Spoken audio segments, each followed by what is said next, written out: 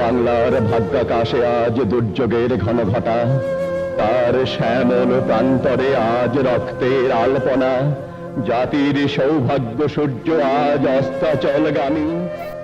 ঢালিউডে রূপালী পর্দার কিংবদন্তি মুকুটবিহীন বাংলার নবাব খ্যাত অভিনেতা প্রবীর মিত্র না ফেরার দেশে চলে গেলেন। হাসপাতালের মৃত্যুর সঙ্গে ১৩ দিন লড়াই করে মারা যান এই কিংবদন্তি ও প্রবীণ অভিনেতা। রাজধানীর একটি বেসরকারি হাসপাতালে রোববার রাত ১০টা ১৫ মারা যান বলে নিশ্চিত করেন ছেলে মিথুন মিত্র।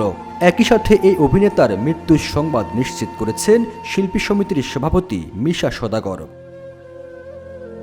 প্রবীর মিত্রের পুত্রবধূ সোনিয়া ইসলাম সংবাদ মাধ্যমকে জানিয়েছেন, রাতে গোসল শেষে ফ্রিজার গাড়িতে প্রবীর মিত্রের লাশ ধানমন্ডির বাসায় রাখা হবে। আগামীকাল জোহরের নামাজের পর এফডিসিতে প্রথম জানাজা হবে।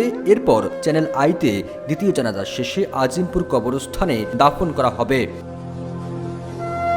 ৮১ বছর বয়সী প্রবীর মিত্র বেশ কিছু শারীরিক জটিলতা নিয়ে ১৩ দিন ধরে হাসপাতালে ভর্তি ছিলেন। গত ২২ ডিসেম্বর তাকে রাজধানীর একটি বেসরকারি হাসপাতালে ভর্তি করা হয়। ধীরে ধীরে তার শারীরিক অবস্থার অবনতি হয়। ১৯৪৩ সালের ১৮ আগস্ট কুমিল্লার চান্দিনা উপজেলায় জন্মগ্রহণ করেন প্রবীর মিত্র।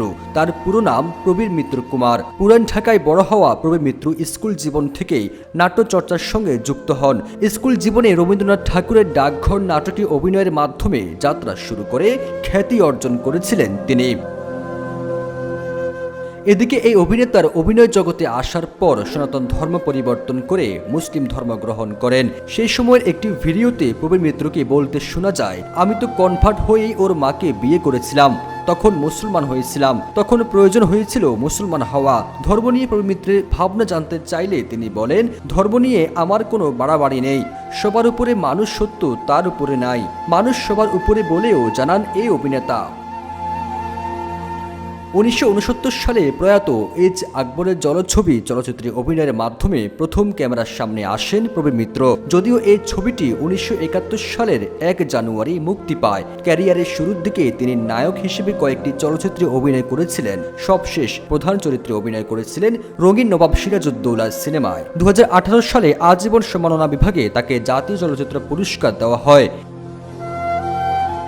তার উল্লেখযোগ্য ছবিগুলির মধ্যে রয়েছে তিতাস একটি নদীর নাম, জীবন তৃষ্ণা, শিয়ানা, জালিয়াত, ফরিয়াদ, রক্ত শপথ, চরিত্রহীন, জয় পরাজয়, অঙ্গার, মিন্টু আমার নাম, ফকির মজনু সাহা, মধুমিতা, অশান্ত ঢেউ, অলঙ্কার, অনুরাগ, প্রতিজ্ঞা, তরুলতা, গায়ের ছেলে, রঙিন নবাব সিরাজউদ্দৌলা, পুত্রবধূ সহ এই অভিনেতা ৪ শতাধিক ছবিতে অভিনয় করেছেন।